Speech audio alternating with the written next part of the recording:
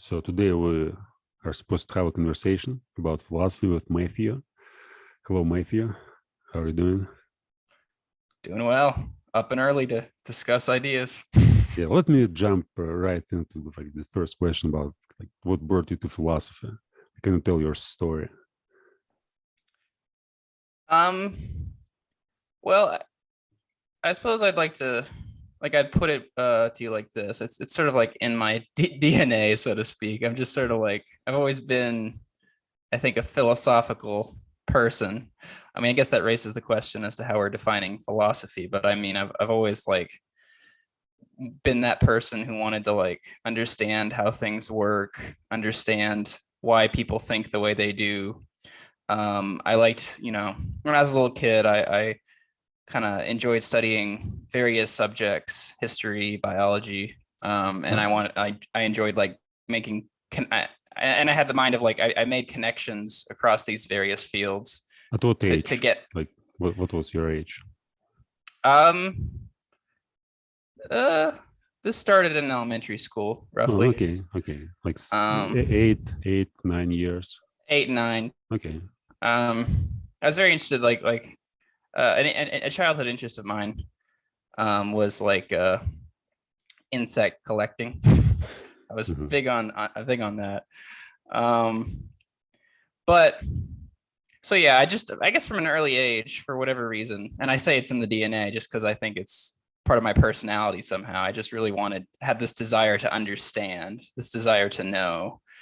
Um, and I mean that sort of naturally just goes into um, philosophy proper, but I didn't really like start studying philosophy proper until my teenage years.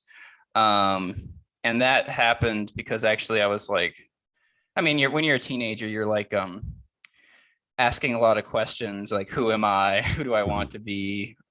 Is there a God? Like you're kind of trying to find, what are my political views? Like you're trying to find your place in the world and trying to assert yourself, assert your own autonomy. And so I turned to like the existentialism. Actually, I turned to the existentialists when I was like 14, 15, Mhm.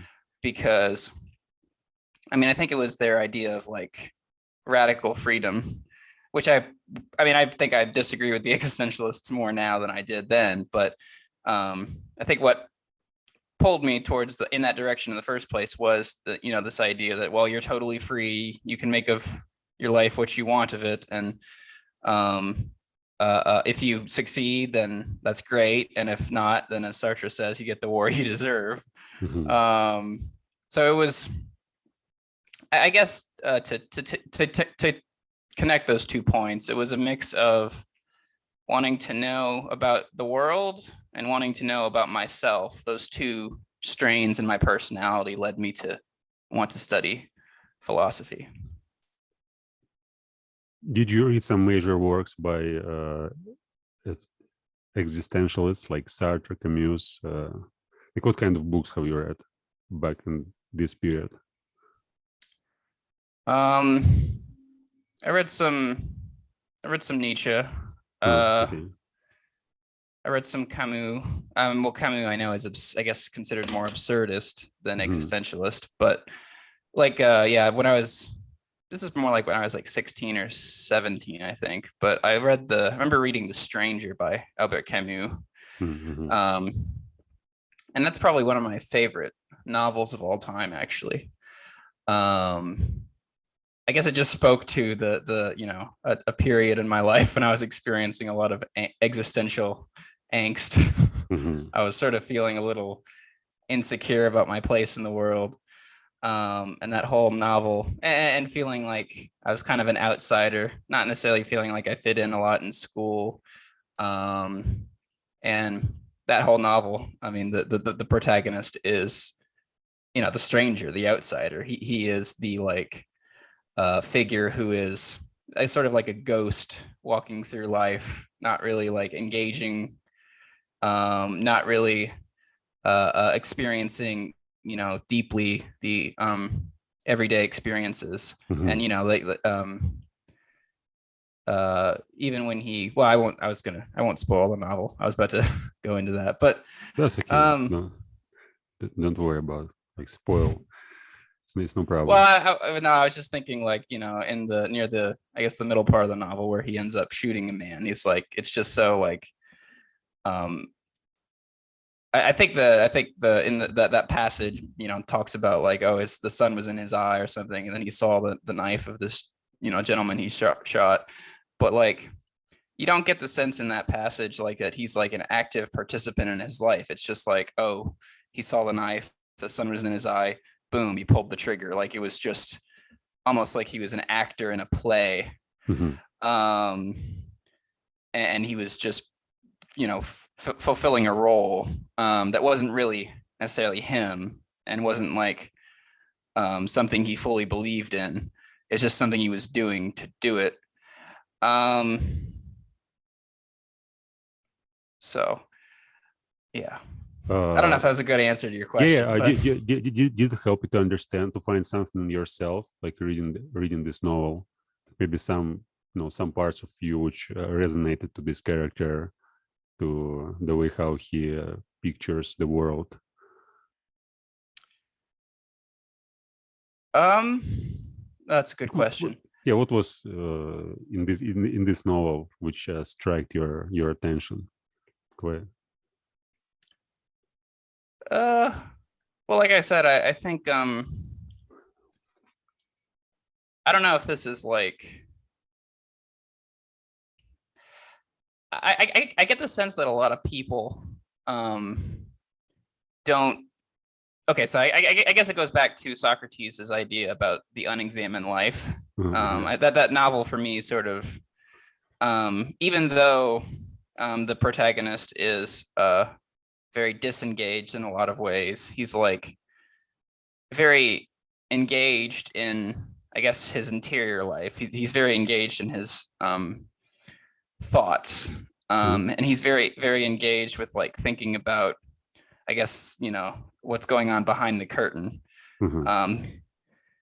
But that like that disconnect between, I guess, I think Marceau, is that his name? I want to say, but between the protagonist's internal life and like kind of seeming to go through life as a zombie, like at the bit, like that contrasts with like other people who might have less of a complex internal life but are more engaged with everyday life. That was an experience, I guess, that resonated with me. Like, there have been times when I feel like I'm deeply engaged with the world, but in a very different way from the average person. Have you tried to read Dostoevsky, The Notes from Underground? I have not gotten to read any Dostoevsky yet, actually, no. Yeah, I guess there's almost the same story. So there's this person who basically criticizes everything, but he lives only in his inner spiritual world, and he doesn't participate in a social life. He basically sits at home and just blames, not just blames, but he basically asks some profound questions. But these are just questions in his mind. So basically, from the outside, you can't even say that he is alive. He sits in his room, does nothing, and in the same time, there's a rich intellectual life. But it's kind of not rich, but mostly like he's anxious and he's always very emotional, nervous, hates society, blames like everything what's going on on government and philosophers and the states of nature. And I guess it's very close. And also this novel, I haven't read Camus, like this book. I've read Sisyphus. The Myth of Sisyphus, yeah, the Myth of Sisyphus, yeah, and it was a long time ago. But anyway, so existentialist, like 17. What next?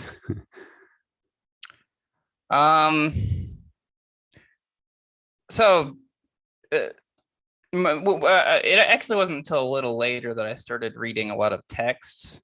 My main introduction to philosophy at that time was podcasts and YouTube videos and lectures. So there's a program on BBC Radio 4 called In Our Times, and they have a lot of like interviews with professors from Oxford and Cambridge discussing like history and philosophy. So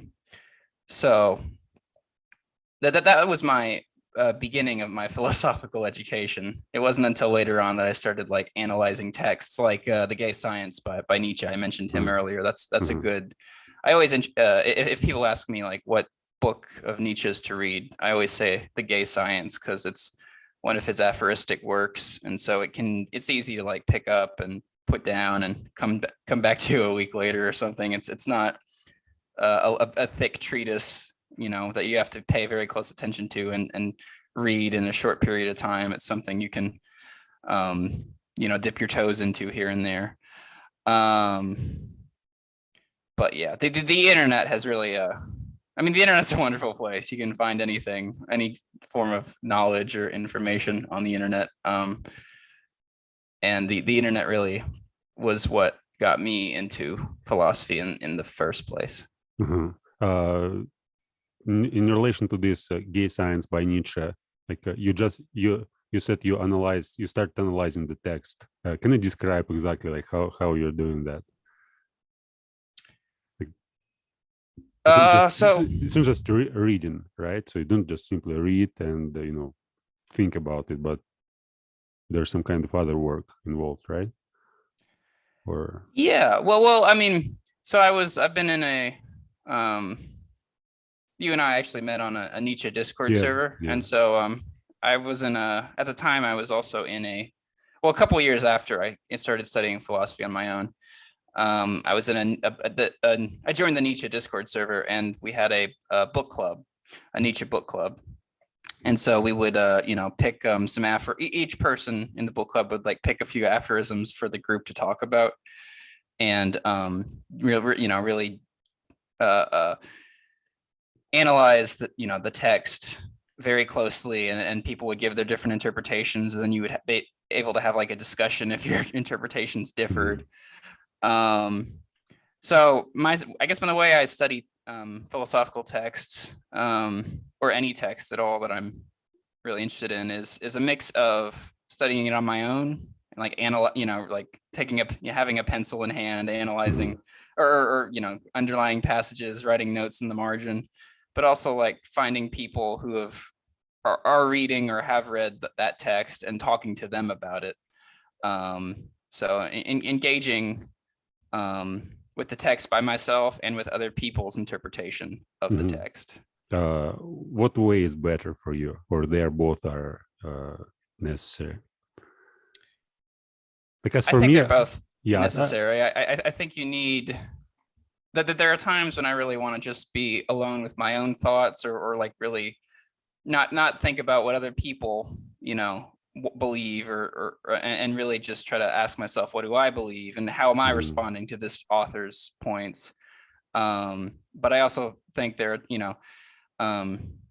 always room for another person's perspective. There's always room, and there's often things in a text where like I might not pick it up, but if you read the same text, you might pick it up, and if you mention it to me, then I'll go back and reread the text and pick it up that way.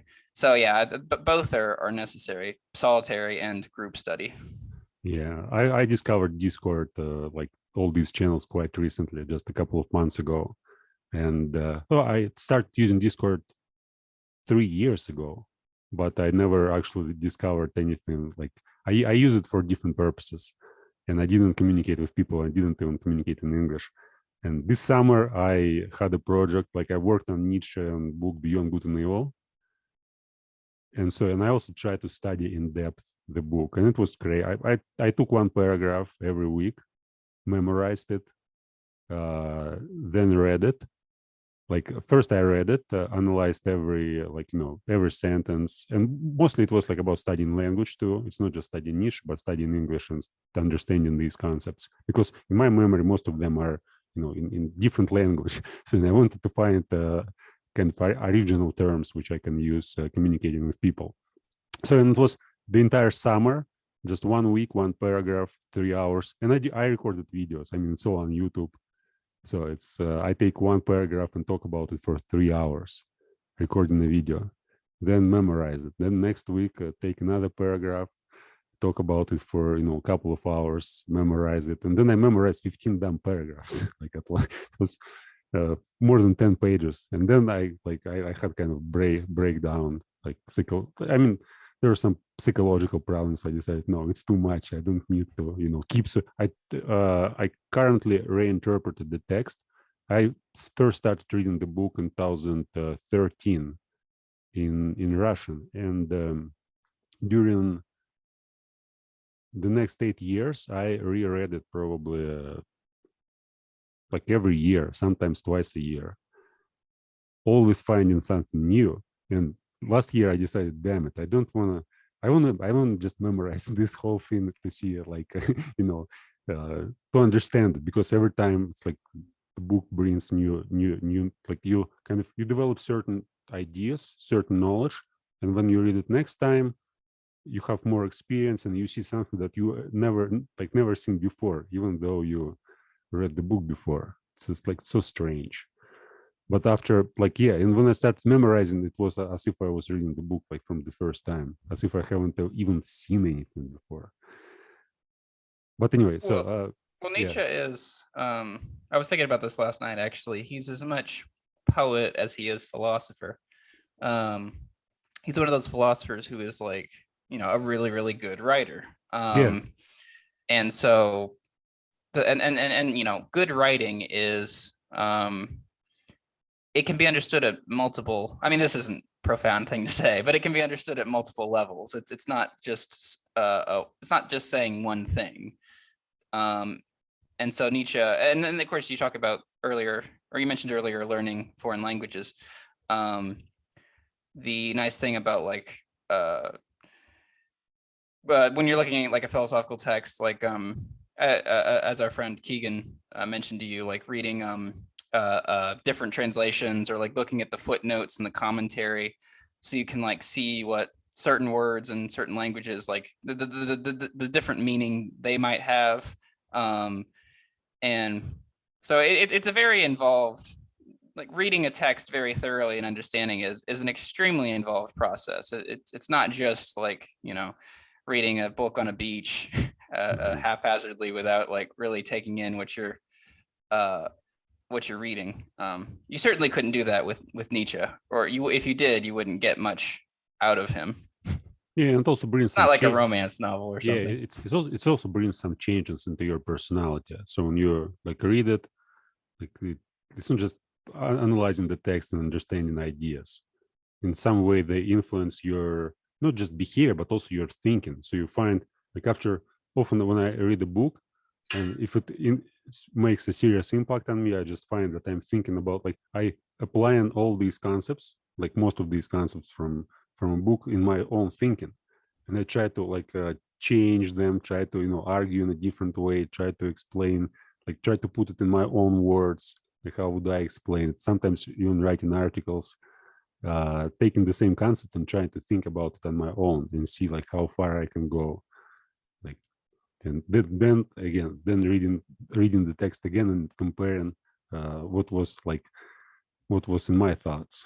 Yeah, I guess reading and writing, it's like speaking and listening. You can't learn to speak until you just listen a lot, and the same with writing. So you have to read lots of stuff before you can write. But anyway, so we discussed Nietzsche and existentialism. It was 17 years. You were 17 years old. Then you started the podcast, right? It was 2018 on YouTube.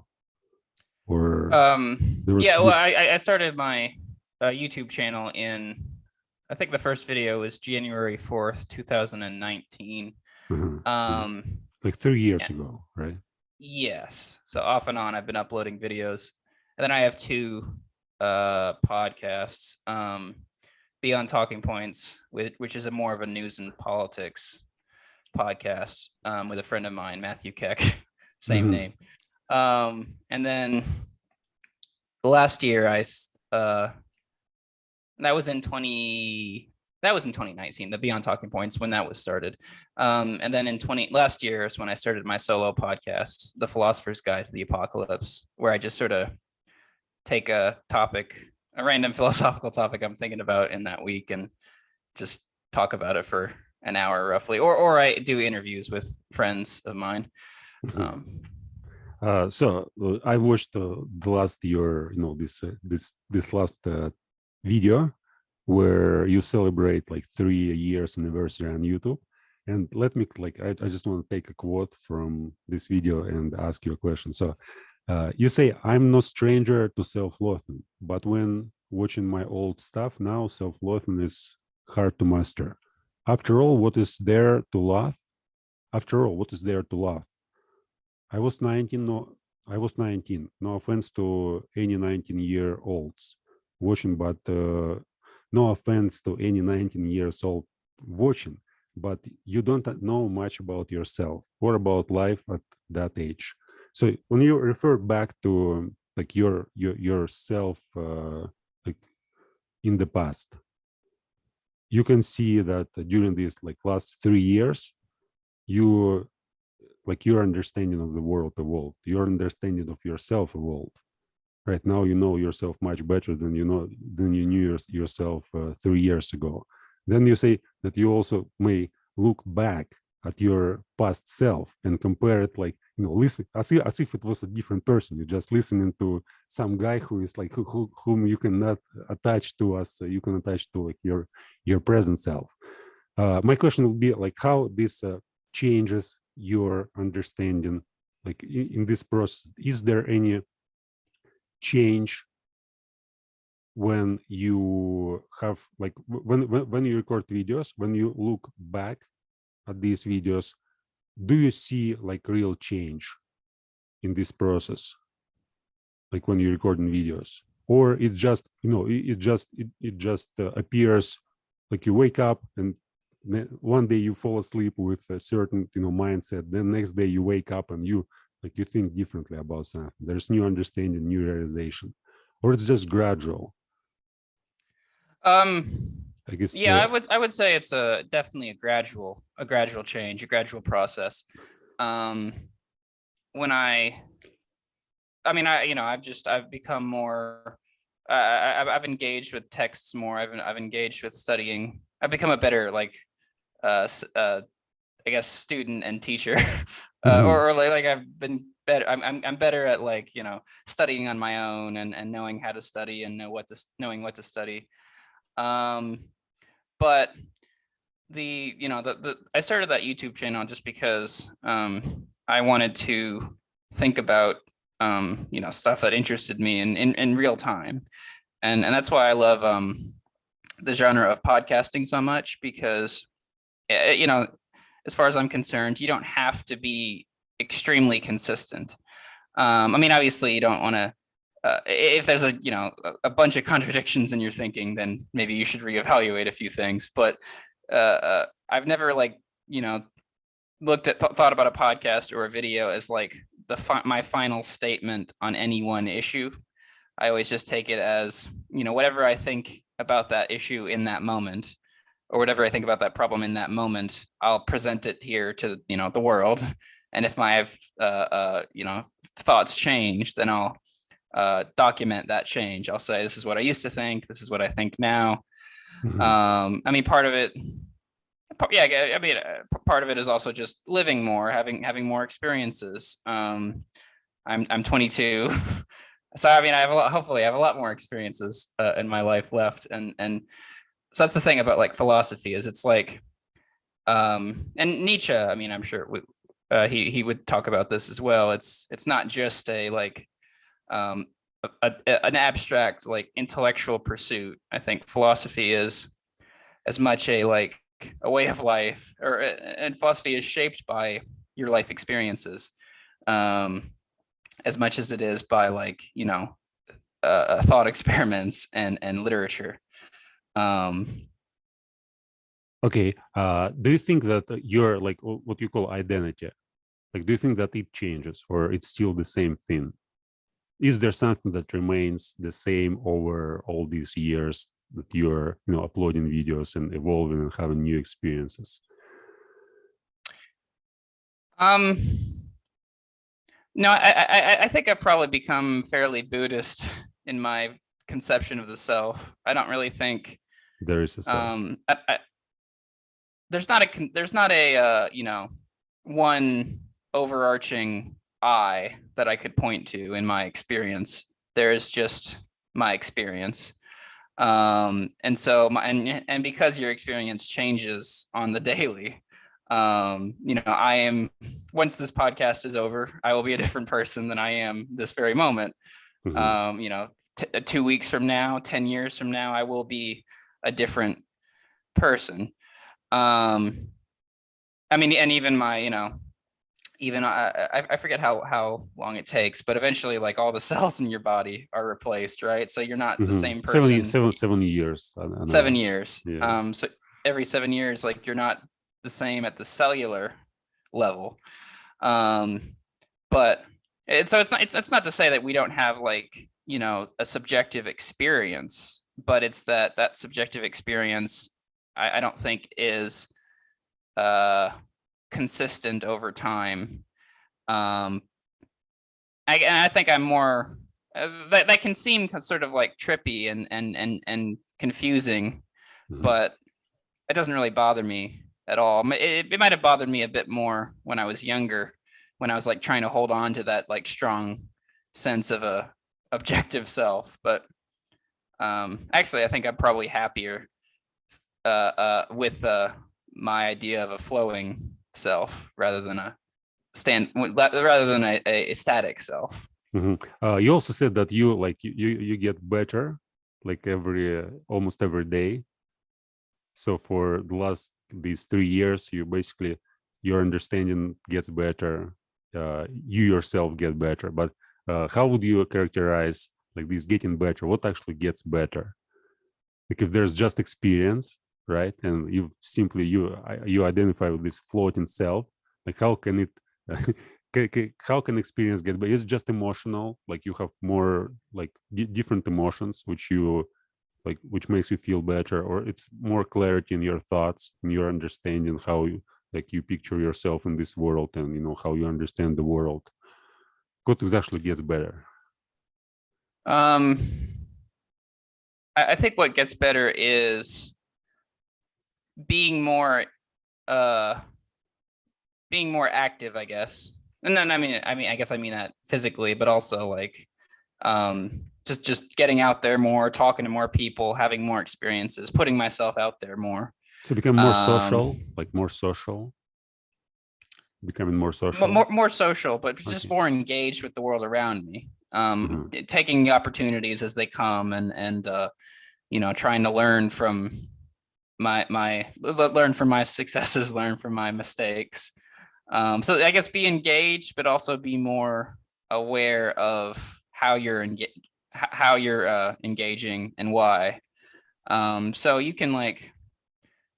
So this is why I said I'm not trying to discount, when I talk about a lack of a self, I'm not trying to discount the subjective experience, because you can coordinate your experience. You can you have some way of dictating sort of, what you spend your day doing, and the kind of stuff you pay attention to. So this is I guess a example I can think of. One thing I started doing in the past year or so, I've been a bit lazy with it recently, but I started a mindfulness meditation. And that's sort of I guess I bring that up because what mindfulness meditation teaches you to do is to just pay attention to your conscious experience in any given moment. So you pay attention to, what it feels like to be sitting down in your chair. You pay attention to your breathing. You pay attention to how your clothes feel on your body. You pay attention to the temperature of the room, all these things that you kind of sort of take for granted when you're busy doing other things. You just take a step back and allow yourself to just feel what it's like to be. So that's sort of what I mean when I refer to you can dictate where your attention is at. And that's I think a good way to see improvement in your life, dictate where your attention is at in certain arenas. And so socializing is a good example. I have been working on like being more proactive, talking to more people, going out with my friends more, actively like deciding to do that. And I think it's worked so far. Is it easy for you to be in this state of mindfulness, or it feels like, some people describe that they feel some kind of, psychological pain, that they can see it and, be in this present moment? It makes them feel, lonely, or, I mean, it's not my natural state. Mindfulness is not my natural state. Actually, I'm very, well, I mean, all of us, I think, sort of have the experience. This is, of what William James coined, the stream of consciousness. Like our minds are just so many different feelings and thoughts and just crazy ideas floating around in our head. It's very easy for people. It's very easy for me to just get stuck in that stream of consciousness, to let those thoughts like kind of take you in wild or unhelpful directions. So no, I sort of actively have to try to be more mindful, because it's not sort of what I'm used to. So in some way it makes you feel a little bit uncomfortable, like this mindfulness, this state of, being right now here, like experience with like, some banal sensations, or your breath, or, sense of your body. Not so. I don't know if I'd say it makes me uncomfortable. It's just how long time do you like? How long time do you dedicate to this exercise, to mindfulness, this meditation? Like 10, 15, 20 minutes, half an hour, few hours? So I was doing it roughly for like, well, I tried to see how like much I could push myself in the beginning. So I started with like 5 minutes for like a week, and then I think I went to 2 minutes the next week, 20 minutes the next week. I think I got up to 30 minutes. Yeah, that's quite a lot. I mean, but then I sort of, oh, go ahead. Yeah, you simply sit and just do nothing, right? Yeah, you sit. I close my eyes and I just, focus on my breathing, and just see, just allow yourself to not be taken away by whatever thoughts you are having. You think of a thought as like a cloud just passing you by, like you're laying in a field and the clouds that are like passing you by, those are your thoughts, because we don't normally spend too much time thinking about any particular cloud passing us by. So you just let the thoughts kind of go through your mind without necessarily making judgments about them, without worrying about them. And yeah, it can be, actually, the funny thing about meditation is it can make you more anxious in the beginning. If you're not used to just sitting down, doing nothing, experiencing what it's like to be a body, that can be very like disconcerting in the beginning. Or it can also be just very hard to like detach yourself from those random thoughts that you have in your head. So yeah, what I say to people about meditation is, if you're like having anxiety surrounding meditation, that probably means it's working. that probably means you're getting to that spot where like you just got to keep on doing it, and then the anxiety will decrease. Do you set a certain purpose to this activity? Like, do you want to, probably get, better understanding of yourself, or do you do it to, just calm yourself down, to control your emotions? Like any special purpose for meditation, or just simply, other people tell that it's something useful, and you just try to experience by yourself, try to try it out? It's a mix of that and uh, a way to fight against anxiety. So I'm a pretty anxious person by nature. Mhm. I don't know if that was a learned thing or if that's just something I was born with, but so it's a way of dealing with um, anxiety, particularly surrounding intrusive thoughts. Um, so certain people, I don't have I've never been diagnosed with something like OCD, but Mhm. there's something called a pure OCD, because generally when we think of OCD, we think of people like washing their hands all the time or flipping light switches on and off all the time. But pure OCD is that weird thing where the obsessions are like mental. It's just thoughts, like going through Mhm. the same thoughts over and over again. I have a tendency to do something like that, or I have in the past. So meditation is a way to fight against that unhealthy tendency. Again, you're getting too attached to any one thought, and you're putting like moral judgments on it and saying, oh, this means I'm a bad person because I had this thought, or oh, this terrible thing's going to happen because I had this thought.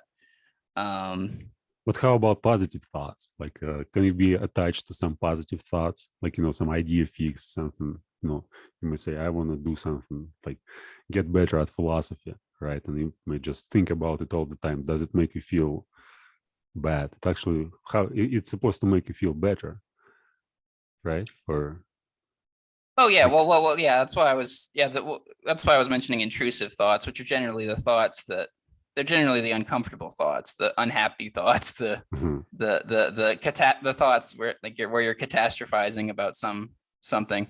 Um, So medit Intrusive thoughts just they attach onto whatever like is bothering you the most, or whatever subject matters or feelings bother you the most. That's what your intrusive thoughts will like attach to. um so meditation brings some calmness in your stream of consciousness. So it's not just only about sitting this half an hour, but also like when you go about your life, it basically yes, changes your. absolutely, Okay. because you learn better to um be okay with whatever you're doing in the present. um and again, like I tend to have a tendency, I might have said this in the video you quoted from, but I have a tendency to like think a lot about the past and think a lot Mhm. about the future. Which there's there's good reasons to think about the past and the future. There's definitely times to reflect or times to plan. But at the end of the day, I think a way to be a bit more content with your life, a way to be a bit more happier with yourself, is to take on whatever experience you're having in that very moment and focus on that. So as to not miss out on um it's like if you're at a party with your friends or something, and like you're thinking about that math test you have Yeah. next week. Okay. It's Yeah. like you're probably robbing your present self of pleasure because you're worried about something in the future. But if you focus on having fun at that party rather than that math test, um, you're, doing what, in my opinion, you should be doing, which is having fun in that moment. And you can worry about that math test when it gets there. Um, Okay. We discussed determinism, if you remember, like couple of days ago. How determinism helps to organize your mental and physical life. Like, I guess you're the first person on my podcast who, like, with whom I can agree on determinism and discuss it in in a way that we're both share close views. give me a second. I need to get a drink of water. Yeah, But sure.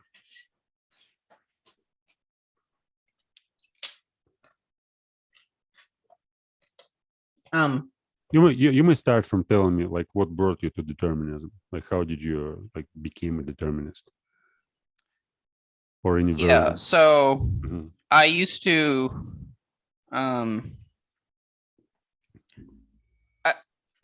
I used to think that this free will, this idea of free will was like something innate in all human beings. I used to think it was just like part of our psychological makeup, something we couldn't do without. But the more I thought about it, the more I considered that it was probably, or the more I thought that it was actually a cultural phenomenon. It was actually sort of a more a way of thinking that was taught more than innate. Mm-hmm. You know, I think I think other cultures in the past have been more inclined to less inclined to attribute a individual's actions to you know, nothing but the moral responsibility of that one person. They've attributed it to, you know, other external forces, or you know, attribute it to the gods or something, right? Mm-hmm. But nowadays we talk about like our legal code, or you know, being based on the idea that every individual is responsible for his or her choices. But I couldn't square that away with, like, I guess a scientific materialist worldview, because I was very influenced by the new atheists as a teenager, like Richard Dawkins, Christopher Mm-hmm. Hitchens, and so on. And so I began looking at like the scientific method as a way to closer to something like the truth, whatever that means, Mm-hmm. a better way of understanding the physical world around us. So I couldn't square away that free will intuition with my you know, materialistic beliefs, my beliefs in the material universe. And so I guess I was more of a compatibilist at that point. I was like, well, we probably don't really have free will, but it's you know, innate intuition, and we sort of have to have it to do things. And so that's that. And I even remember, like, you know, thinking that it was and this is always bad in a debate when people are like, you shouldn't have the debate. But I remember also like kind of entertaining the thought of like, well, we shouldn't even have the free will debate, and it doesn't matter because I think I have free will. And so, Mm-hmm. you know, my feelings trump any logical arguments you have, right? But again, I don't think that's a defensible position anymore. I think compatibilists are attempting to make. I really sort of almost think of it as like retaining a religious like way of speaking, while like they're trying to incorporate a more religious way of speaking. And I guess I'm thinking about moral responsibility here in this case, Mm-hmm. with in a world that I guess emphasizes learning and rationality and science and evidence and empiricism more. So, but I have no need for those. I have no need for that language. I have no need for that kind of thought. It's not really even helpful, I don't think. I think the Christian idea of moral responsibility is not. I don't think it holds up to you know, rational scrutiny. I think it's perfectly fine to, if someone's a serial killer, I think it's perfectly fine to throw them in, you know, a cage for the rest of their life. Mm-hmm. But to say they're, you know, responsible, it's like, I guess I only hold them responsible insofar as, you know, I think society should prevent them from trying to harm anyone again. But they didn't choose their genes. They didn't choose their upbringing. They didn't choose having like the brain chemistry that would predispose them to be a serial killer. I think so. So part of my determinism, actually, like, it allows me to better appreciate, have more compassion for my fellow creatures, because I think I'm not that much different from, the best and the worst of humanity. We all share a lot of characteristics, and I think we could all be very different if our childhoods had been different, or if our genes had been different. So it's a way of it doesn't necessarily get rid of all like moral arguments, but it just helps you put, I guess, your subjective moral intuitions into perspective, and perhaps how lucky we are, that we don't have the brains that predispose us to want to murder, and want to cause immense harm to other people. We just won the genetic lottery, in other words, and that's very humbling in a way. Mm-hmm. So you're thinking about these issues mostly in terms of responsibility, right, and social interactions. But how about like metaphysics, right? So if you, for example, determined to do everything what you are going to do in the future, like if essentially there's no difference from this point between your past and your future. So whatever you've done in the past, you're supposed to do like the same things in the future. And then like all these worries about the future, the past, they have to logically like disappear. Actually, and think, okay, what's going to happen in the future? Should I really think about the future if it's all already predetermined? So you say, like on a conceptual level, you may understand it, but on a physical level, it's still like your mind always wonders about like what's going to happen tomorrow, what's going to be the result of this or that action.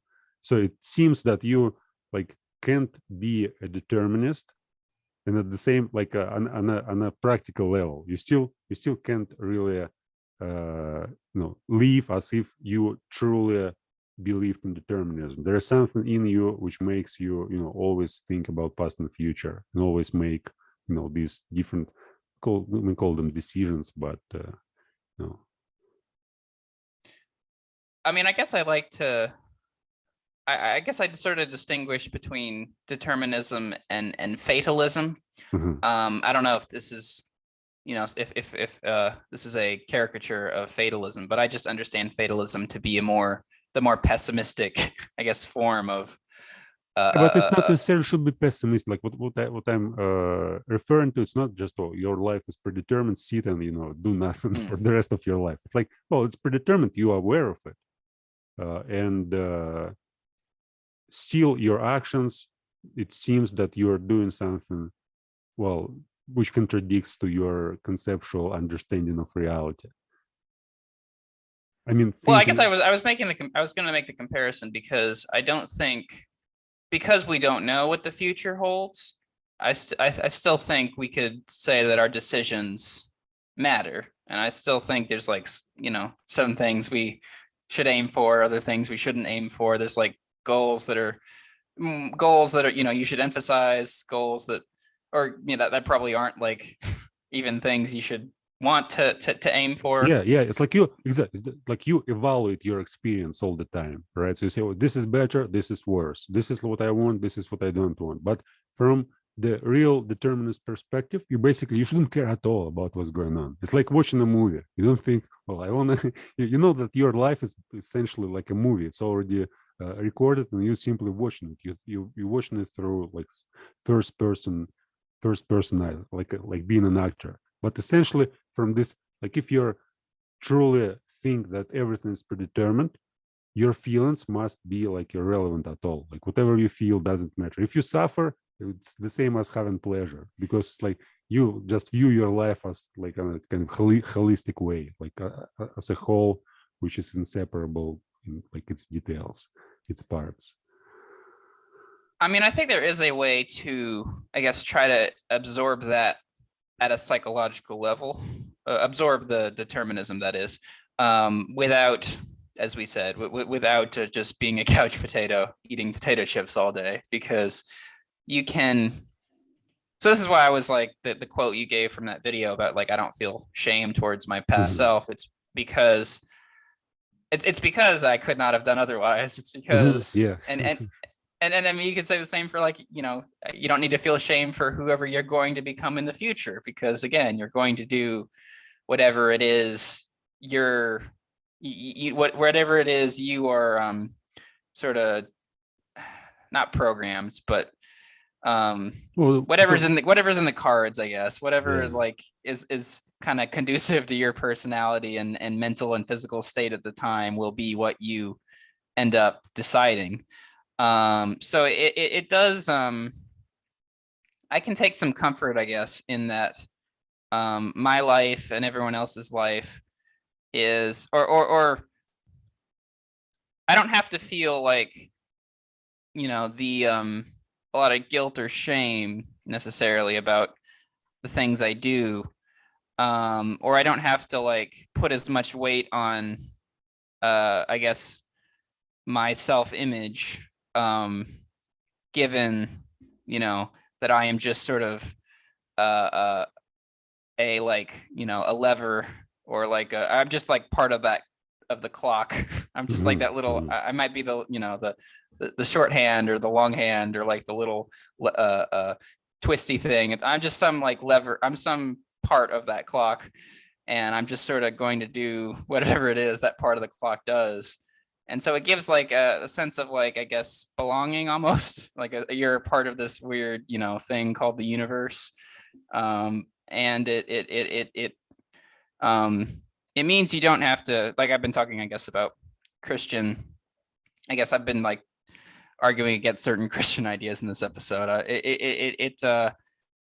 You don't have to feel like like, oh, I'm totally responsible, or I'm totally I guess, well, I'm stuttering here, but in terms of morality, like you don't have to consider yourself the be all end all. Like you make decisions and they have consequences, and some decisions might be better or worse, or healthy or unhealthy, or constructive or destructive, but it doesn't all come from you. And so if I think the sort of the idea in Christianity is you have a soul, and God gave you the idea of right and wrong, gave you choice to do things, so it came from you ultimately. Like unless you're, I guess, a Calvinist and you believe God predetermined your salvation or your damnation. But in the parts of in the sects of Christianity that don't believe in that, it's the idea that your decisions do ultimately come from you, and that's why you should be punished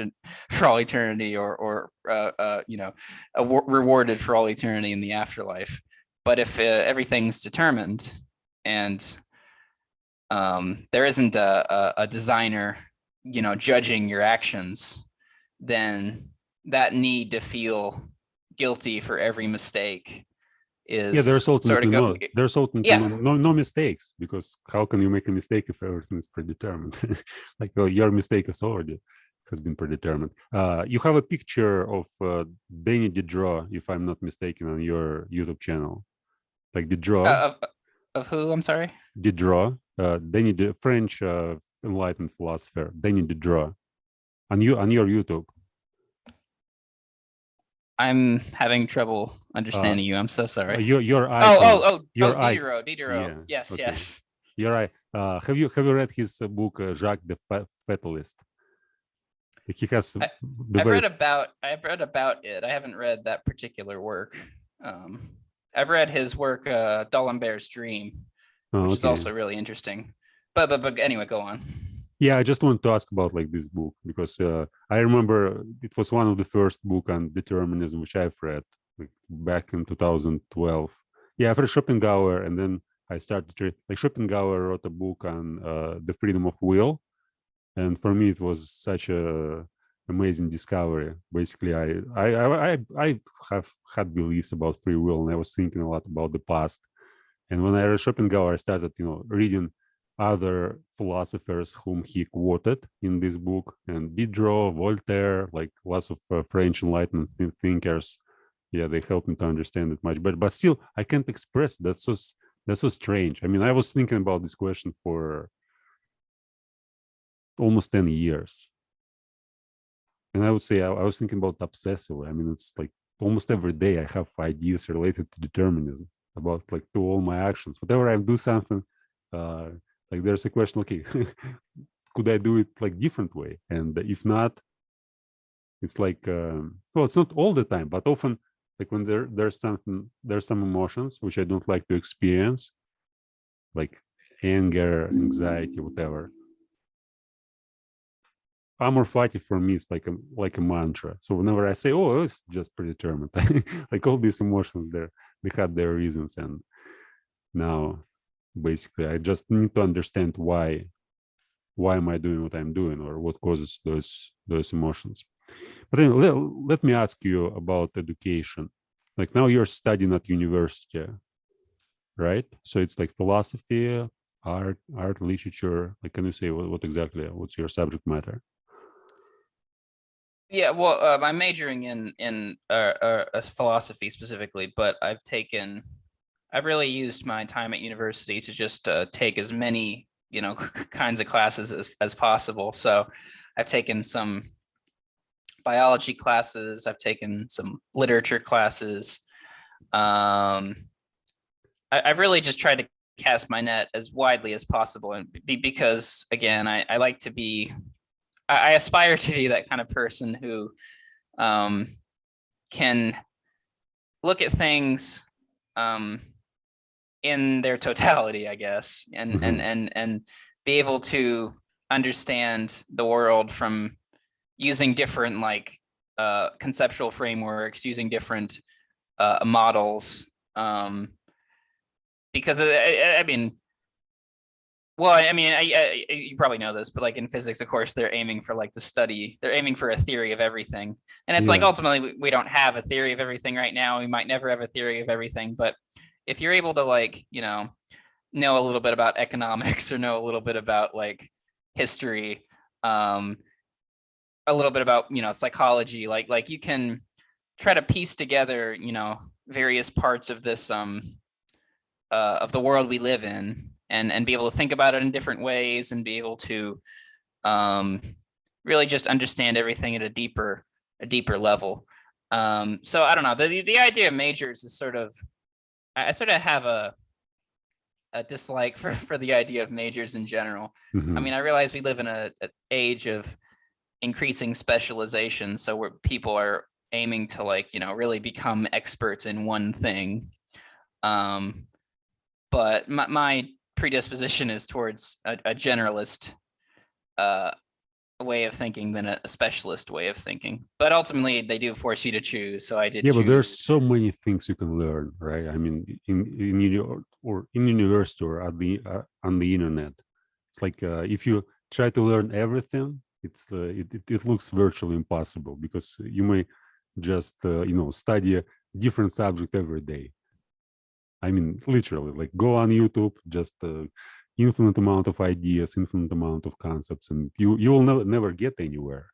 Like philosophy, I guess it gives you a kind of big picture, and if you organize your knowledge in certain system, it shouldn't be like some specialization in terms of certain problem in economy or in math or in physics, but still there's a need for some structural knowledge that you can always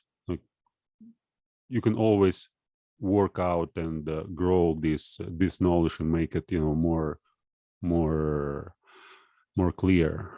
But my question actually was like, this university, right? You may study at university, but also you might do self-education and use, for example, YouTube, communicate with people, talk about various things. And for me, it feels much more productive when I study myself, like when I try to find exactly what I need to understand, and I work on it without being given information from other people, without telling them what I should read, what I should learn, and especially without having this burden or whatever, like when you have to pass exams, when you have to stay on time, like deadlines. For me, it feels very like, I remember 2013 I graduated from law school, and it was the beginning of my studies. I was so happy that I don't need to study anymore anything like from the university. I got on the internet, and I would say the first year, like self-studying, I guess I've learned much more from 1 year than from what I learned during the previous 4 years at university. And don't you feel like the same, or like university is really valuable and it makes sense to go there? I think university is very valuable, but at the same time, I think there are like incentives within like formal education that make it difficult. Well, this is more perhaps for K through 12 in the United States, kindergarten through 12th grade, than it is for the university. But I do think I learn better on my own because I can generally what I study on my own is what I want to learn about, and it's as I said, I also just finding, I guess, communities to discuss ideas with is really one of the best ways to learn, like I said earlier. Whereas in a history class, let's say, maybe if there's 30 students in the class, probably 25 of them don't care about history at all or something, and it's like it doesn't really inspire lively discussions, or doesn't really inspire you to really study the subject matter at a very deep level. It can be tempting to just study it, as much as you need to pass the exam, and then just forget about it, the second the exam is over, and never think about it again. I guess at most formal education just offers you kind of training to a training of the mind. But if you're not like willing to cash out on that training outside of university, then I think you're just becoming a cog in the machine at that point. Then you're just sort of doing what your superiors tell you to do because that's what you think you should do. Yeah, education should not stop from once you leave school, is what I'm saying. Educations don't stop once you leave school. Education should not stop when you leave school. Yeah. I guess. Like from this video also I wrote few sentences, your last video about past self. So I want to be the kind of person who knows how to laugh at the world. I want to be the kind of person who never stops learning about the world around them. Like this eternal learning, or ceaseless learning, or whatever. Like, do you think it's really possible for an individual to learn for an entire life? And by learning, I mean like particularly being engaged in a process of getting knowledge and not interacting with the world. Like to learn in a kind of, as in this book which you said at the beginning by Camus, like The Stranger. So the man who was basically, who lived his life in his eternal world and didn't interact a lot with people. Do you think it's possible to, like, now just to live some kind of life like that, but not a stupid life when you when you don't do anything but learning more, but not acting? Like, it's, I guess, very opaque, but the whole idea, the difference between man of knowledge, man of action.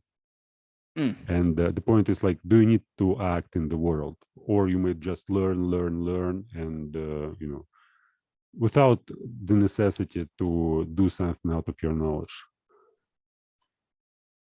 Yeah. So, I mean, I think one wants to find a balance between, like people probably are generally lean in one direction more than the other.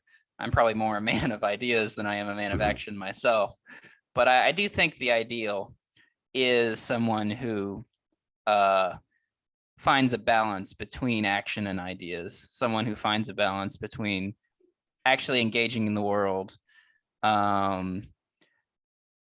while like, you know, thinking about why you're engaging with the world at the same time. And it doesn't even, you know, when we think about engaging with the world, it doesn't even have to be like on a political campaign, say. You don't have to like, so the idea of like changing the world, I guess, it doesn't have to be this big grandiose thing per se. It doesn't have to be, you know, repealing some terrible law or something. It could be, you know, helping down at the homeless local homeless shelter, or it could be organizing a, you know, neighborhood potluck. Like you want to, I guess, you want to be pro-social is what I'm saying. You want to like be out there, making those connections, talking to those people, trying to make the lives around the lives of people around you a little bit better. You don't just want to be like a, you know, a monk in a at least for me, I don't want to be a monk in a monastery, just like copying down texts, you know, 8 hours a day, and not like have that human interaction. You know, I'm asking chiefly because I think, you know, when you learn a lot, it's, you know, all these opportunities, the internet, basically, for me, it makes me want to learn more. So the more I learn, the more I want to learn. And at some moment, just, you know, I have to sacrifice my time, which I have for learning, to go and, you know, interact with other people. And often I'm trying to question like, for me, I would like my ideal, let's say my ideal schedule will be like 10 hours of reading, 2 hours of writing, 2 hours of speaking, and 2 hours of, you know, doing some exercises. And I lived such kind of life for many years before I started studying English. Like I live in some sort of social isolation. So I didn't communicate a lot with people. I basically was reading, writing, until and I got in this, you know, as you like kind of monk in a monastery. So I didn't communicate with people. But I didn't communicate not because I didn't want. That's the point. Because I wanted to learn, and communicating with people was something like you describe in a university. So nobody cares about history, and I am just, you know, walking and talking only about history, let's say, right? Or, you know, in my case, it was philosophy. And so I decided, well, what's the point? You may become either a teacher and try to teach other people philosophy, but if you don't want to teach, if you don't have this drive, all what's left is just learning. And basically, I was learning until, like, you know, I get to the point where it was so crazy. I decided, okay, I'm just gonna quit this language, start a new language, try to find out something, you know, like new life on the internet. Find out people with whom I can communicate and, you know, discuss philosophy. And for me, it still feels kind of very new in terms of, you know, interacting with people.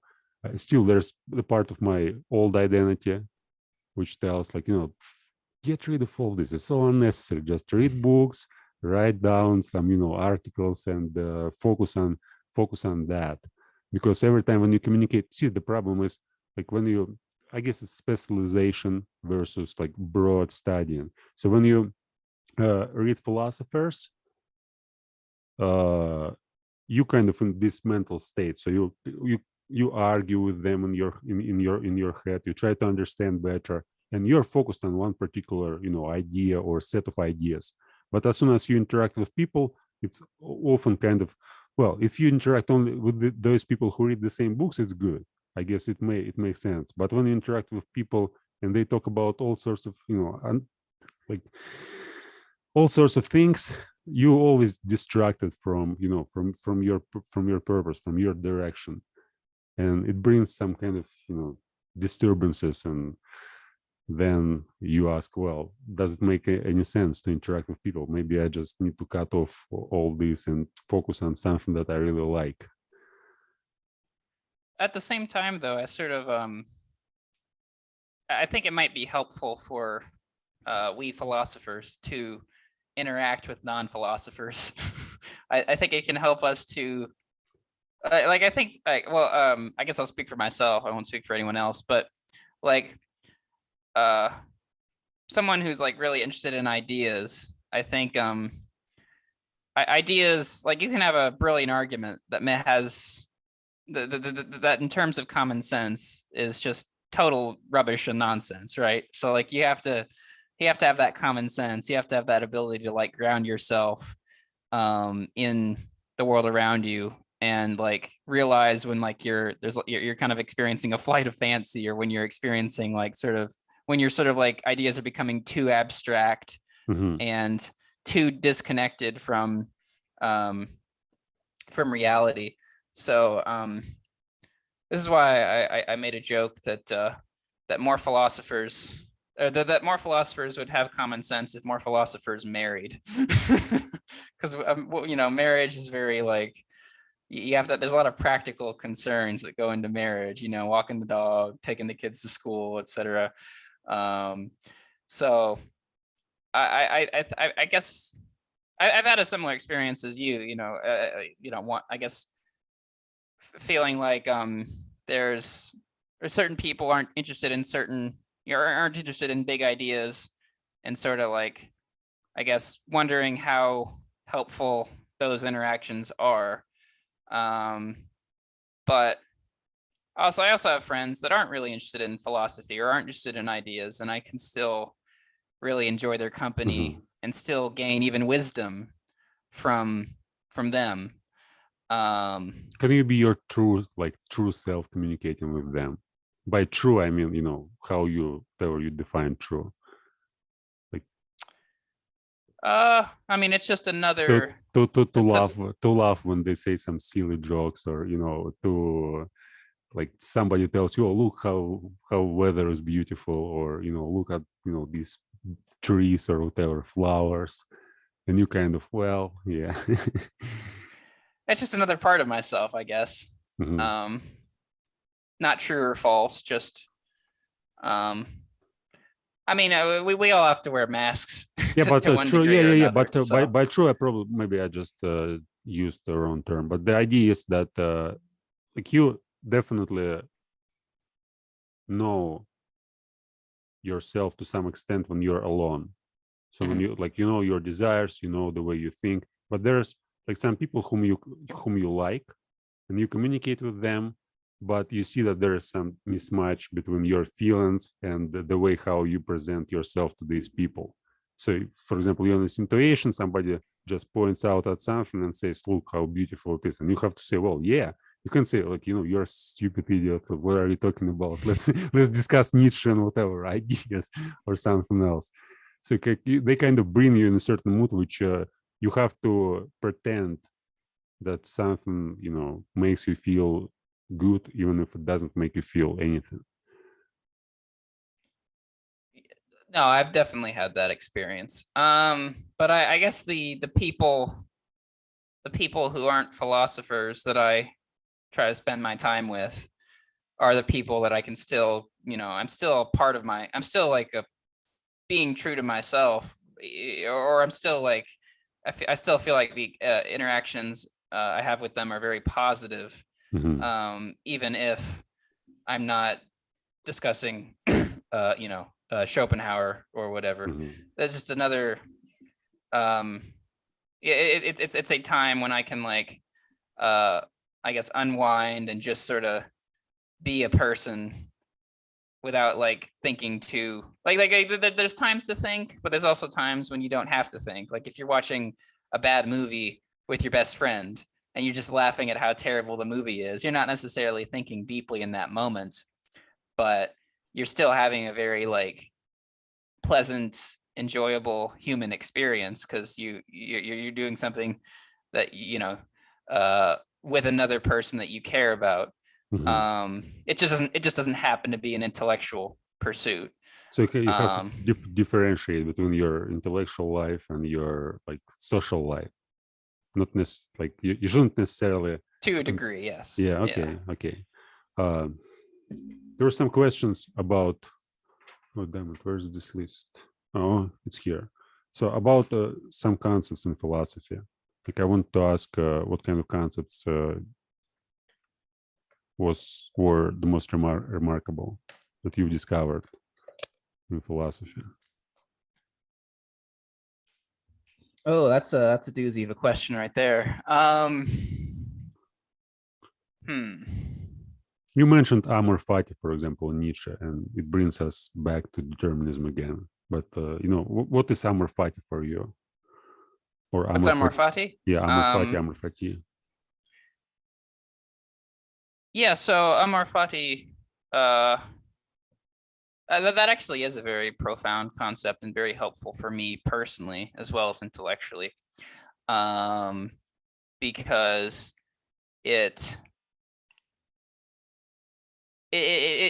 helps you to distance from yourself from like this idea of, I guess, perfection, that that your everything should go exactly the way you want it to, and everything everything has to be this way, because as people, we have desires, and we get very frustrated when those desires aren't satiated exactly in the way we want them to be. But Amor fati, it is I guess or when an individual is practicing Amor fati, they're like making it a choice to say like, I am happy with how things turned out, or I'm happy with how things are because they are. Like, it couldn't be any other way, and I want them to be the way they are. So, and looking back on my 3 years on YouTube, I think I'm better able to say, yeah, I'm able to embrace the pleasant memories and the painful memories. I'm able to embrace the moments of joy and the moments of pain. I'm able to look at all that and say, well, that's that was my experience, and so I take it for what it is, and no more and no less. But I don't know. I mean, I guess what I like about philosophy is, to answer your question more broadly, the number of ideas like throughout the history of philosophy is just so immense that like it's hard to like for me to just take one idea and say like that had the most profound effect on me, because I try to like think about I like thinking about as many possible ideas as I can, and so at any given moment or any given day, one concept might be more profound to me, but then the next day I might have moved on to like another another concept. Like I think it's in Rameau's Nephew. You mentioned Diderot earlier. He said something like, he chases ideas like rakes chase women. And that's sort of me, right? I'm just like chasing ideas. I'm just always, or playing devil's advocate and like trying to understand the opposite point of view from my own, and ideas. Philosophy is very much like play for me. I get a lot of like pleasure out of it. It's not just wanting to know the truth. It's also like I enjoy thinking about whether veganism is the morally correct position, or I really enjoy thinking about what capital punishment really means ultimately. What's the meaning? Like why would the state do that? It's I don't know. I don't know why I have like that would be pleasurable experience, but it's more, it's like, it's not idea, it's like questions, right? So there's the difference between questions and idea, and to relate to your this comparison between chasing women and chasing ideas. Yeah, I would say that in women you still have this ideal, like some women are better than others, and some women, made a stronger impact on you. And the same with concepts, probably. You must say, oh, like this idea was definitely distinct from others, and it made me think more. It it helped me to understand something better, which I couldn't understand before. Maybe you can't just bring it up right now, but essentially still, like for me, what I'm doing for the last, I would say 3 years already. Yeah, since 2019. I'm running a speaking club here in my hometown. And every week I study one idea. Read some books, read articles on Wikipedia, watch lectures, and then bring it up and we discuss it with a group of people. And then next week I take another idea, and I try to kind of consider like them all through, like it's not just one idea, but I try to relate one idea almost to all of them, which I studied before. Now I keep in mind like 100 plus ideas, and every week add one new idea and try to push it through all this sequence of other ideas. So it's kind of, it's really interesting to think about it, like, to take certain ideas and see how they, maybe organize them in kind of hierarchical way. Mm-hmm. I mean, he's not a philosopher, but I guess a thinker that has had a very profound effect on my thinking over the years has been Sigmund Freud. That's very out of left field, I know, but you just made me think about that. Yeah, because what do you think about his idea of splitting the soul? Like split into the three parts, you mean? Yeah. No, I think that's a very helpful. I think it is a very helpful framework. I think the majority, like a good bit of psychoanalysis, is a very helpful framework for understanding the mind, because it kind of goes back to what I mentioned earlier about the multiple selves idea. It's the psychoanalyst is sort of helping you piece together, that you're that when you're arguing with your, partner, or when you're like, laughing at old jokes with your best friend, or when you're like taking a test, like these are all just various like parts of you that I guess sort of coalesce into the totality of your subjective experience. But there's still the richness of your experience and the contradictoriness of your experience.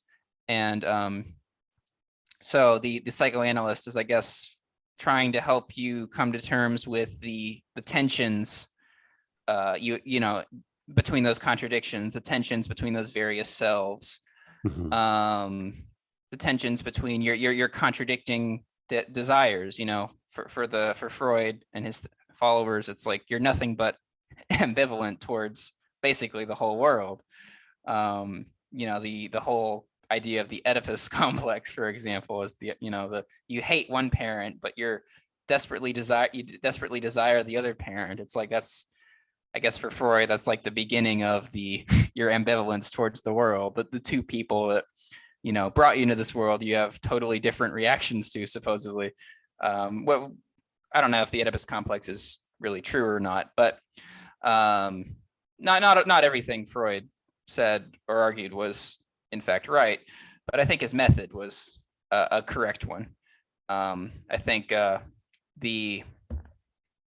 modern psychology sort of misses a lot when you discount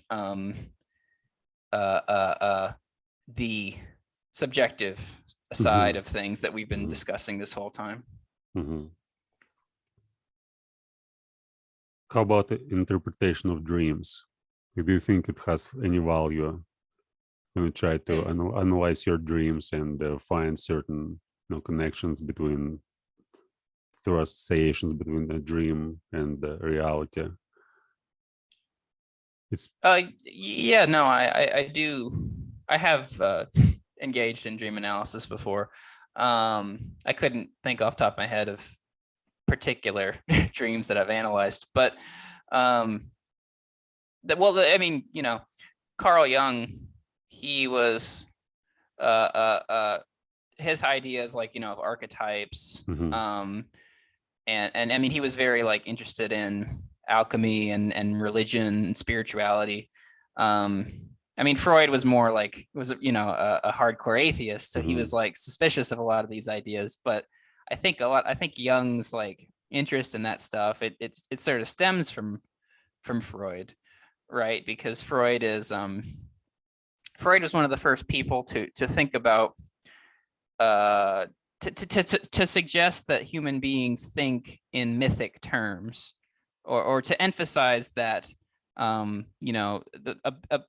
bit of the psyche comes from symbolism, and that's sort of where religion comes from, and sort of where superstitions come from, is that part of the mind that that's where poetry comes from, that's where literature comes from, right? The creative part of the mind that isn't necessarily logical, but it's also piecing together connections in its own way.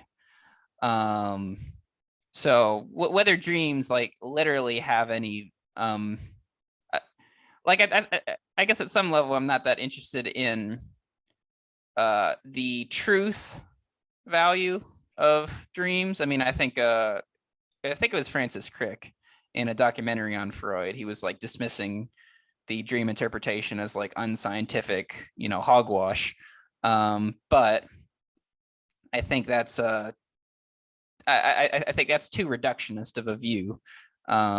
Dreams, obviously, I do hold a key to, I guess, the way people think, even if they don't like, even if like our ancestors' idea that they were prophecies, even if that's not true, or even if they don't like, I don't know. So in the sense that, like, you can find like truth in a work of literature, you can find truth in a dream. It's just not scientific or mathematical truth.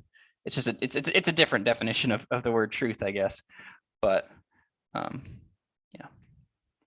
yeah, the question maybe even like, do you need the truth, or do you need the understanding of something? Maybe to understand something, you don't even require like truth itself. You may just analyze your dream, and it will help you to understand what you are doing. And if somebody says, no, you are doing it not because of this, but because of something else, you may say, well, you may think that way, but you don't see the other connection, and only I can see it, and I can't explain it to you, but still for me it feels pretty logical, and like it makes perfect sense that my action is determined by another reason, which I came up only because I was able to analyze this dream and connect some dots in it with the reality.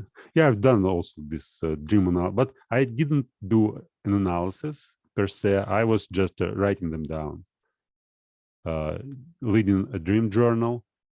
And then like things started, like first of all, dreams got much more clear.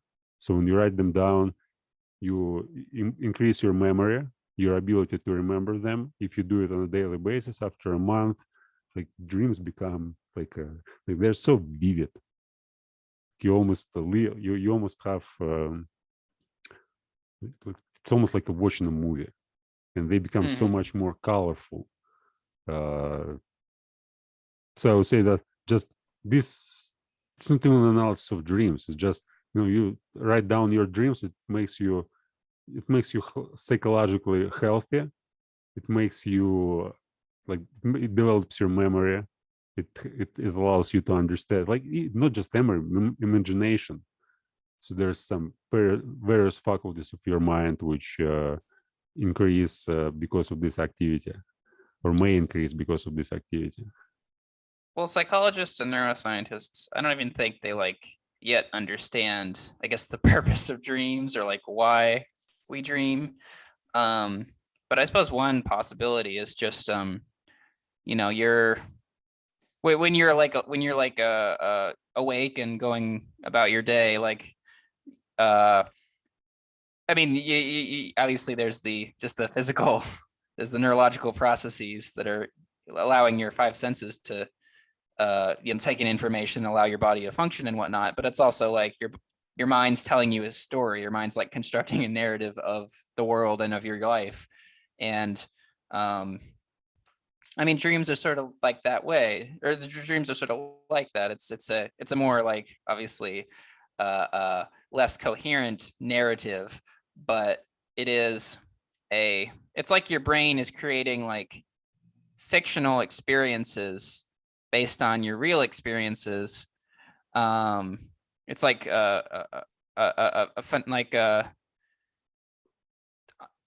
taking the maybe important parts of like your real world experiences and like putting them into dreams. And I don't know if that like is a way of showing you like what's most important about your experience or what, but obviously it's a way of processing information. I think that much is clear, I think, from the research. But I don't know, some people say or I've heard some say that, that it somehow protects sleep.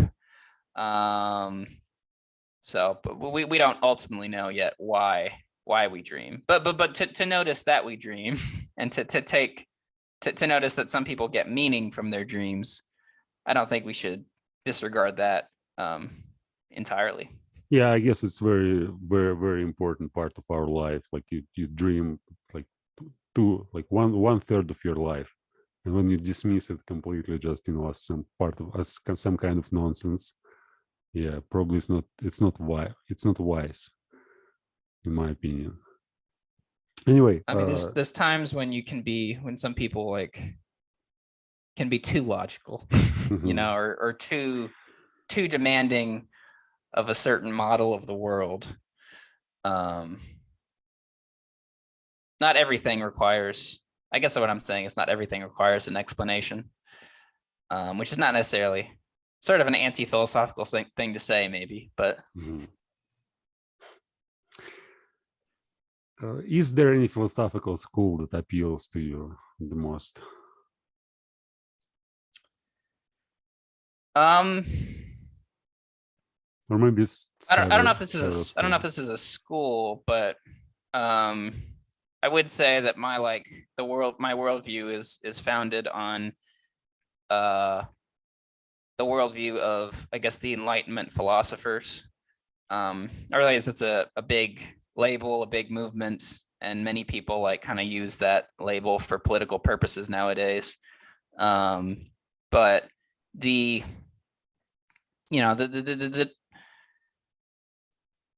not like an overemphasis on rationality, I don't think, but a recognition that rationality can be a very useful tool. An emphasis on, as I said earlier, like the scientific methods usefulness, a willingness to question, our religious and political assumptions, and our willingness to critique, well, not just critique, but tweak and alternate or change religious and political institutions. Allowing the individual to think for him or herself, allowing the individual certain freedoms within the constraints of a social contract of sorts. I think these things are indispensable for humanity. I think the Enlightenment is one of it's a very un-Nietzschean idea, I know. Some of my friends would disagree with me, but I think the Enlightenment is one of the best things to happen to mankind, and I think we should preserve those values as much as possible. So Nietzsche is more about instincts, right? And your reason, there's no just a formal logic, but your reason, it's basically an extension of your emotions, your feelings, your personality, and there's no like detached cold logic which just evolves by itself, like according to Nietzschean point of view, right? So it's like it may be over, you may just lose yourself just doing all these logical, like for example, he criticized Kant a lot for his this very logical, very very abstract mode of thinking. and like reasoning. Yeah, on one side you may just be lost in all these abstractions without the connection to the real, but on the other side, enlightenment and scientific thinking, it's all about like empiricism and analyzing the information which we derive from our experience with the world, with material objects, with stuff which we can see, touch, smell, which we can verify by repetition, or this idea of enlightenment. But like school, have you tried to study something like from Asian philosophy, like Asian schools like Stoicism, Epicureanism, skepticism? Yes, I have. Between the Stoics and the Epicureans, I end up falling more on the Epicurean side of things. I sort of see the Stoics as which is not rational, by the way. So, like Stoics, they were close to this rational, to the Enlightenment. For them, there was just reason and nature and logic. And well, I mean, it depends how we're characterizing the Enlightenment, because I think people overemphasize how much the Enlightenment philosophers emphasized the supremacy of reason. So Peter Gay, a well-known Enlightenment historian, I think he died in like 2015, but he says that instead of the age of reason, we should call it the age against rationalism. So like, I guess many Enlightenment philosophers were more empiricist than rationalist, so they weren't saying necessarily that the reason is supreme and there's no room for emotion or no room for the irrational. But like I said, they are saying that rationality is a good tool, is a good way of engaging with the world, and shouldn't be discounted. That's sort of my, I guess, interpretation of the Enlightenment and why I like it so much. But you say like Epicureanism rather than Stoicism. Why Epicureanism? Is it because like some pleasures, or what's the idea? So I think Epicureanism it allows for our animal nature. It's more Epicureanism gets sort of a bad rap because people people were slandering Epicurus in his own lifetime as like this man who just engages in orgies all the time and is drunk all the time. But Epicurus, and I guess most of it, I think some of his letters remain, but his written works were lost, unfortunately. But Epicurus does say that not all pleasure, like he didn't think all pleasures were created equal. So he did think that like some intellectual pleasures, the pleasure of friendship or the pleasure of reading a good book, might be better pleasures than the pleasure of get from getting drunk, or the pleasure you get from eating a delicious meal. So he wasn't necessarily about like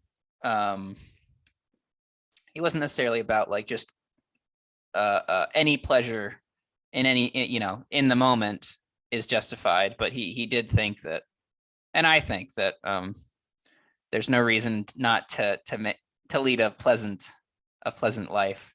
You just have to choose. You have to pick and choose your pleasures and decide what pleasures are more important, and which ones maybe you're willing to sacrifice for some longer pleasures down the road. If you're going to the gym to get in shape, you're probably going to sacrifice some pleasure in the moment, but you're probably going to be healthier in the long run. So you're increasing your pleasure in the long run. But yeah, it's also some kind of pleasure to be able to control your emotions in this way. So you want to do one thing, but then you say, no, I'm gonna like do something that is useful for my future self, let's say, right? and then it gives you certain pleasure. It's like the sense of self overcoming, and it is closer to Stoicism, I would say, right? So when you basically deny all pleasures, you say pleasure is unnecessary, and I may live my life without being, indulged in all. Also, but still, you still have pleasure. I mean, when you suppress all your desires, it also gives you an immense pleasure simply because you feel, well, I'm so strong on a psychological level. But also what I like about Epicurus is Epicurus was like not concerned with the gods. So Epicurus didn't say the gods don't exist. He was just like, the gods don't care about us and I don't care about the gods. He emphasized this world and this life. And that's, I think, another lesson that I take to heart. Whether a god exists or not, I think I think he or she or they or it doesn't. But if a creator of the universe does exist, well, I'm gonna focus on this life, and then if I end up in front of a heavenly tribunal after I die, well, I'll worry about that when I get there. But I don't. Which is not to say I'm not like open to some, transcendent experiences, but I just think those are transcendent experiences are localized in this plane of existence. Those are, I guess, the two main reasons why I identify with Epicurus so much. Okay. I think before asking the last question about wisdom, I'd like to ask you about books. Like, what kind of books are you going to read in this year? Like, what are your, not those which you have read, but those which you want to read in like near future? Do you have some list of books? Oh, of course, I'm talking about philosophy books. Yes. I mean, I think I want to do more deep dives into some of Nietzsche's works. So I've read more about Nietzsche than I've actually read Nietzsche. So you've read only gay science, just one book, or any others? I've read The Gay Science, and I've read bits of Zarathustra. I haven't read the entirety of, but I've read I think I've read part one, most of part one, and like entirety of part one, and then it's some in the later parts. But I don't actually have particular works in mind to study this year. But one of my goals is to get back into reading. Being a university student, it can be easy just to read just to be so exhausted by the readings for your classes that you forget to read for pleasure. But actually, I might be interested. I also want to, I haven't read a lot of fiction recently. I've been reading mostly nonfiction these days. So I might take up a, Dostoevsky novel or something. Because I want to read some more fiction. That's been lacking in my life. But I really enjoy fiction when I do get around to reading it. Okay. So maybe Notes in the Underground would be a good book to read. Yeah, it will be interesting to discuss maybe later if you get through it. What's your take on wisdom? Like now, what you're thinking about wisdom? What is it, and is it possible to become wise in our world?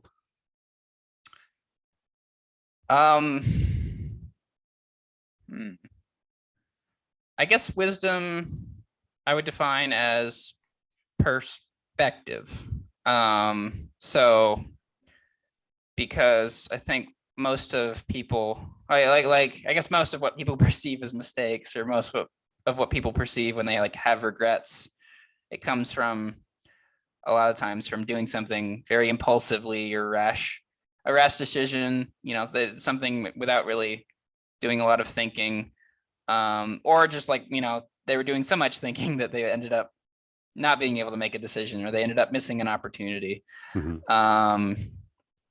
So wisdom comes from trying to know, I guess, what information is important, when making certain decisions, and what information is not important, and not allowing your emotions to get in the way unnecessarily.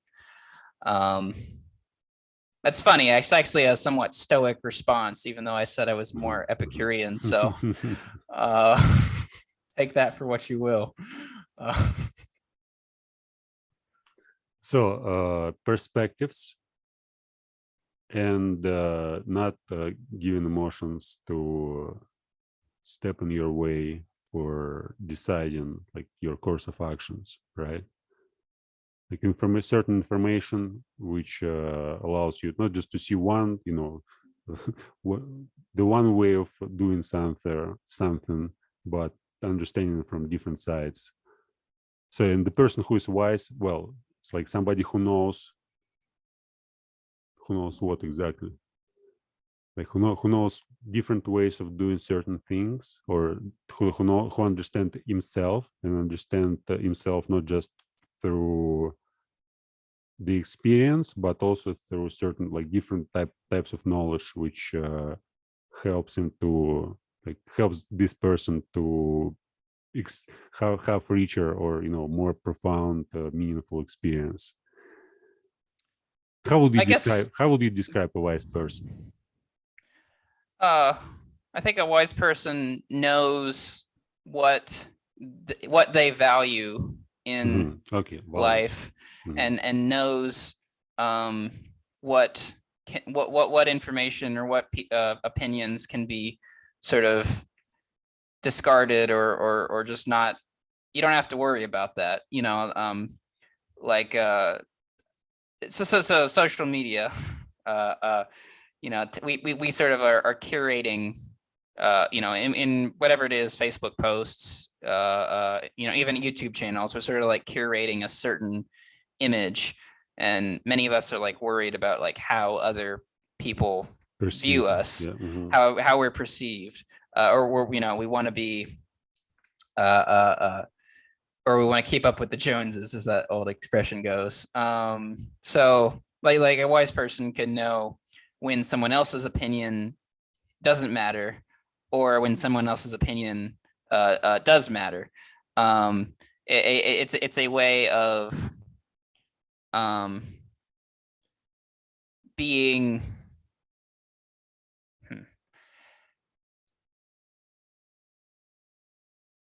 I mean, I guess just knowing or being open to being open to trying to make whatever you think is the right decision in that moment, using the various perspectives, looking at your values, looking at what you think is relevant, and then being able to let go of the outcome. So, because you don't have really any control over the outcome, you only have control over your little, I guess whatever decision. Or I mean, we talked about determinism. Yeah, I guess you could say you have some limited control in the decisions you make, even if you're not the author of your decisions ultimately. But you don't know you don't know what's going to come of your actions. Like when you study for that exam, you don't know you're going to pass the exam. Or when you ask that girl on that date, you don't know she's going to say yes. Or if she does say yes, you don't know it's going to go well. But you can try to do whatever in your power to make it go well. And then whatever happens, and you can be more secure, and I guess yourself and your position in the world, because you did your best. Can you summarize it by saying that you're doing your best and having no expectations about the outcomes, right? This is a wise person. Okay. So we've been talking for 2 hours, man. Wow, that's too long. Okay. I think this is the right place to end it. I appreciate so much that you found time to have a conversation. Absolutely. Thank you for having me on. I really enjoyed it. We'll have to do it again. Yeah, I hope we can do it in the future. Maybe I will go on your podcast and you'll ask me some questions. But I guess I'll end it here.